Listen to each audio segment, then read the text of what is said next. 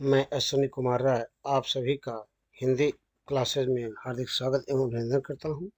आज इस वीडियो में हम पढ़ेंगे समास, समास के का अर्थ एवं परिभाषा, समास के अंग, उसके मुख्य भेद को हम प्रमुख उदाहरणों के माध्यम से जानने की कोशिश करेंगे।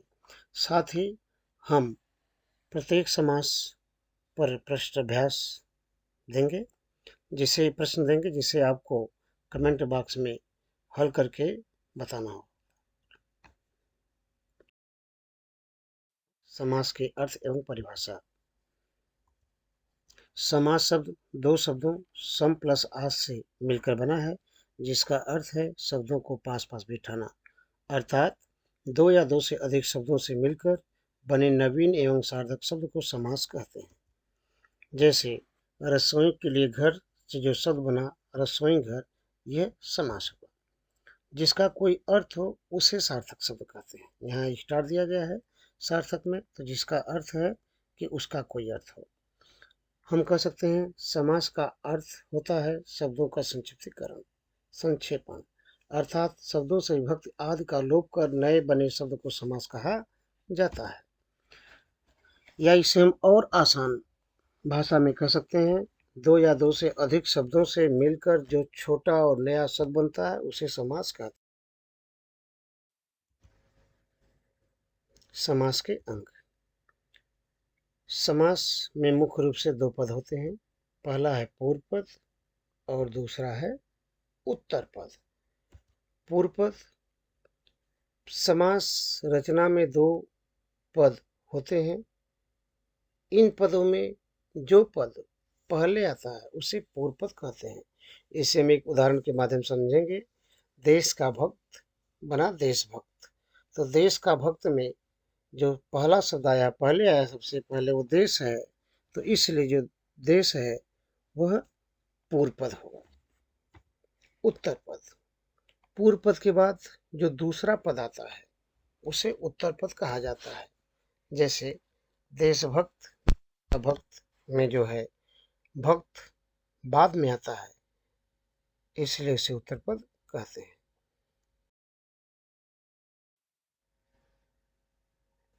समस्त पद। शब्दों के संक्षिप्तीकरण के बाद जो नया और सार्थक शब्द बनता है उसे समस्त पद कहा जाता है। इस समस्त पद को सामासिक शब्द भी कहा जाता है।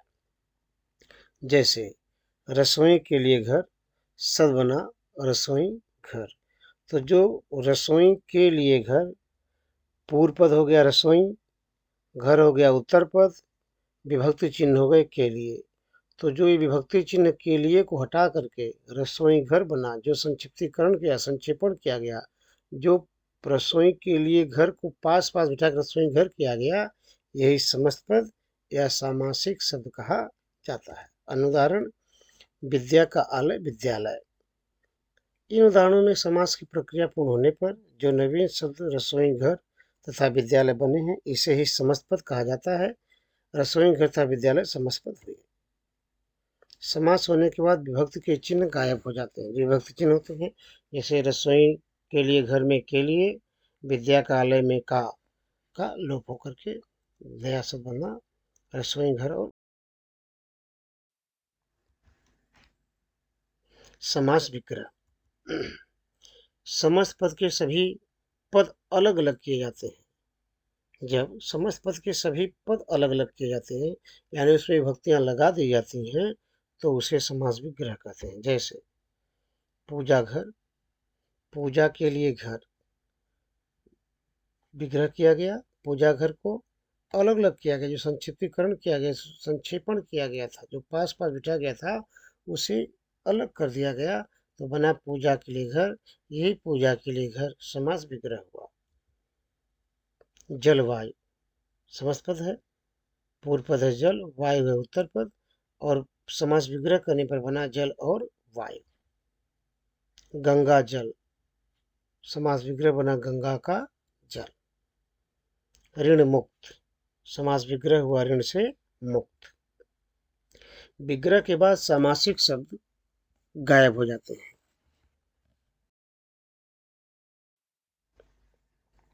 समास की विशेषताएं। समास की विशेषताएं निम्नलिखित हैं। समास में दो या दो से अधिक शब्दों का पदों का मेल होता है। समास में शब्दों को पास पास बिठा कर नया नवीन शब्द बनाया जाता है। समास बनने पर पदों के बीच के विभक्ति चिन्ह का लोप होता है।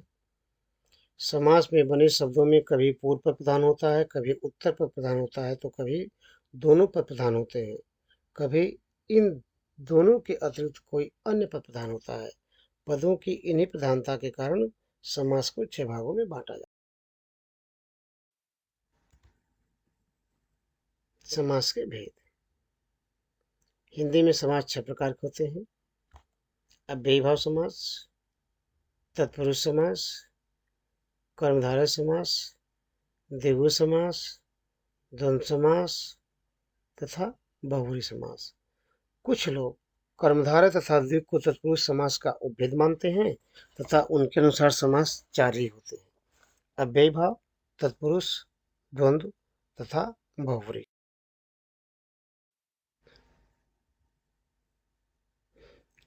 पहला समास है अव्ययीभाव। जिस समास में पूर्व पद अव्यय होता है उसे अव्ययीभाव समास कहते हैं। इसमें पूर्व पद प्रधान होता है, यानी अगर हम पदों की प्रधानता की बात करें तो इसमें जो पहला पद होता है पूर्व पद वो प्रधान होता है और साथ में अव्यय होता है। अव्यय यानी अभिकारी शब्द, जैसे प्रतिकूल, प्रत प्लस कूल, इच्छा के विरुद्ध, यथाक्रम, यथाक्रम यानी क्रम के अनुसार। इसके अन्य उदाहरण को देखिए: आजन्म, जन्म से लेकर, आजीवन, जीवन भर, प्रतिदिन, प्रत्येक दिन, भर पेट, पेट भर, हाथों हाथ, हाथ ही हाथ में, बेखबर, बिना खबर के। विग्रह करें आप स्वयं और कमेंट बॉक्स में इसका विग्रह करके लिखें। शब्द है आमरण, रातों रात, यथाक्रम, प्रतिक्षण। आइए अब अव्ययीभाव समास के बाद अगला समास हम देखते हैं,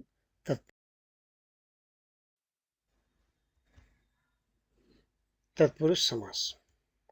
इस समास में पूर्व पद गौण तथा उत्तर पद प्रधान होता है। जहाँ अव्ययीभाव में पूर्व पद प्रधान था, वहीं तत्पुरुष शब्द में क्या होगा? उत्तर पद प्रधान होगा। सामासिक प्रक्रिया होने पर पूर्व पद एवं उत्तर पद के बीच के कारक चिन्ह का लोप हो जाता है। जैसे धर्म का ग्रंथ, कारक चिन्ह का लोप होकर के बना धर्म ग्रंथ। स्वर्ग को प्राप्त, कारक चिन्ह को का विभक्ति का लोप होकर के बना स्वर्ग प्राप्त। इन दोनों उदाहरणों में क्रमशः कारक चिन्ह का तथा को का लोप हो जाता है।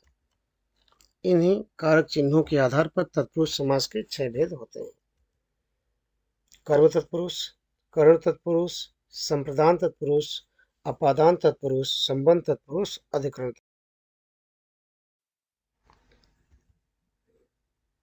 कर्म तत्पुरुष। कर्म तत्पुरुष में कर्म के कारक चिन्ह का लोप होता है।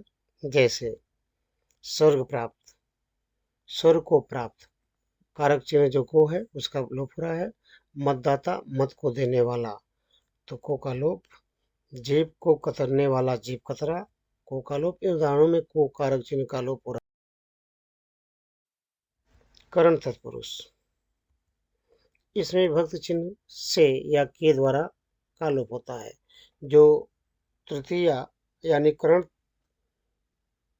कारक का विभक्ति चिन्ह है से या के द्वारा, इसमें उसका लोप होता है। जैसे करुणा से पूर्ण, सद्भावना करुणापूर्ण, यहाँ पे जो है से करण चिन्ह का, करण कारक का लोप हुआ। भय से आकुल, सद्भावना भयाकुल, शोक से ग्रस्त, सद्भावना शोकग्रस्त। तुलसी द्वारा कृत, तुलसी कृत, इसमें कारक चिन्ह से तथा के द्वारा का लोप हो। आइए अब देखते हैं संप्रदान तत्पुरुष। इसमें विभक्ति चिन्ह के लिए का लोप होता है। जैसे गुरु दक्षिणा, गुरु के लिए दक्षिणा। जो कारक चिन्ह है संप्रदान का, संप्रदान कारक का जो चिन्ह है विभक्ति चिन्ह के लिए, उसका लोप होता है। तो गुरु के लिए दक्षिणा से बना गुरु दक्षिणा। डाक के लिए गाड़ी, के लिए का लोप होकर के बना डाक गाड़ी। प्रयोग के लिए शाला, सद बना प्रयोगशाला।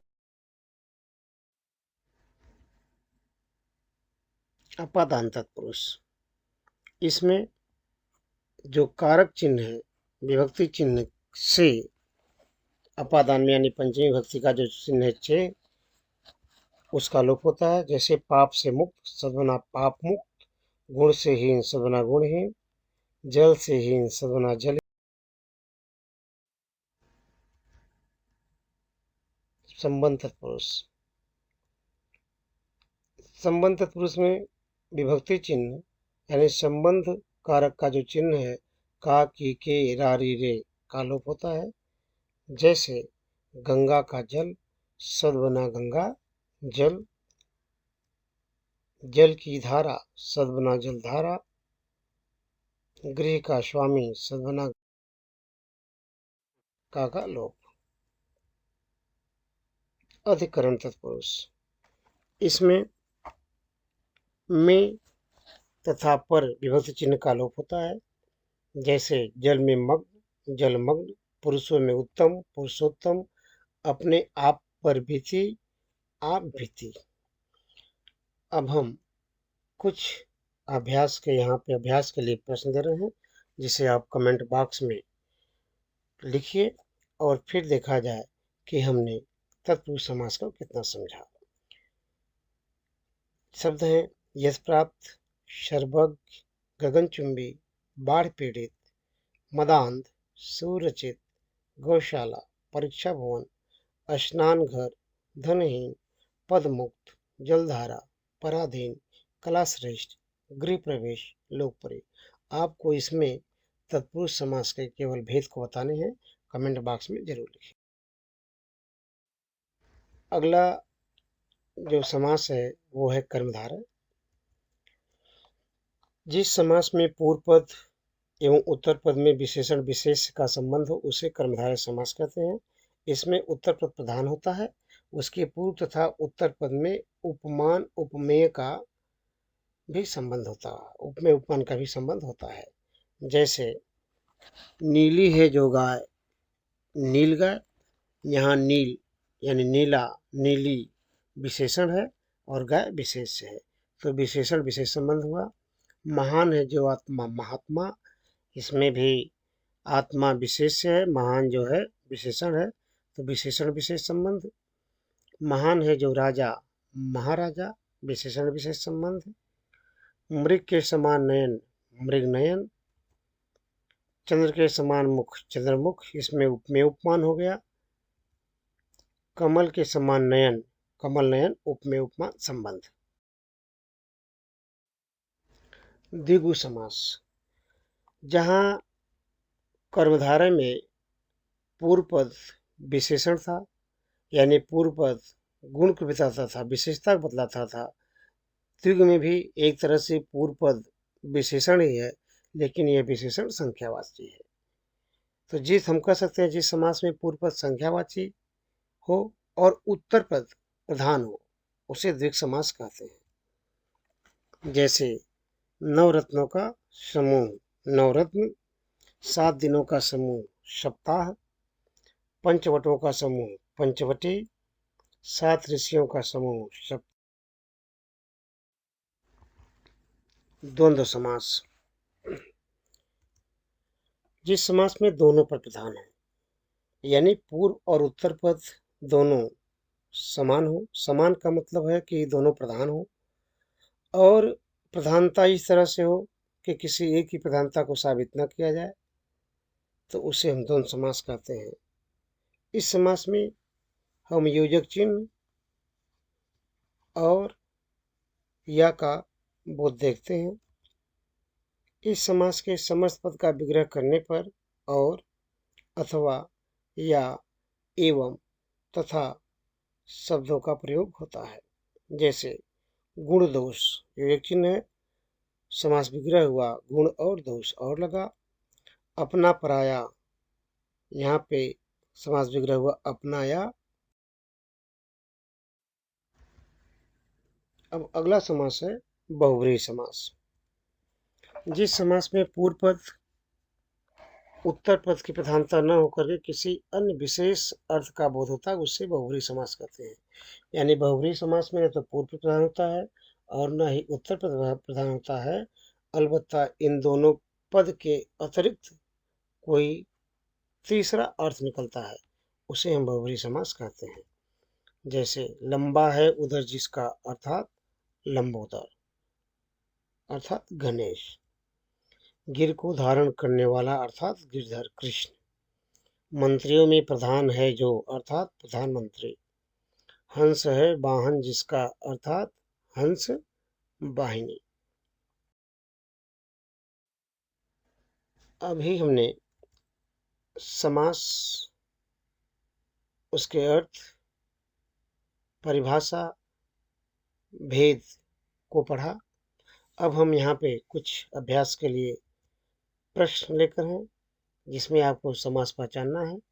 भावपूर्ण, गुणयुक्त, बातों बात, प्रतिपल, चक्रपाणि, भ्रातदीन, त्रिमूर्ति, पीताम्बर, परमानंद समास बताना है कि कौन सा समास है। अब अगला है कि हमें समस्त पद दिया हुआ है, इसमें हमें समास विग्रह करके समास का नाम बताना है। बेवजह, देश रक्षा, पदमुक्त, धनहीन, गृहकट, वीणापाणी, आयात निर्यात, विद्यासागर, कविश्रेष्ठ, निशाचर। इसको पहचानिए और कमेंट बॉक्स में लिखिए। धन्यवाद। मुझे उम्मीद है कि ये वीडियो आपके समास परिचय में सहायक होगा। बहुत बहुत धन्यवाद।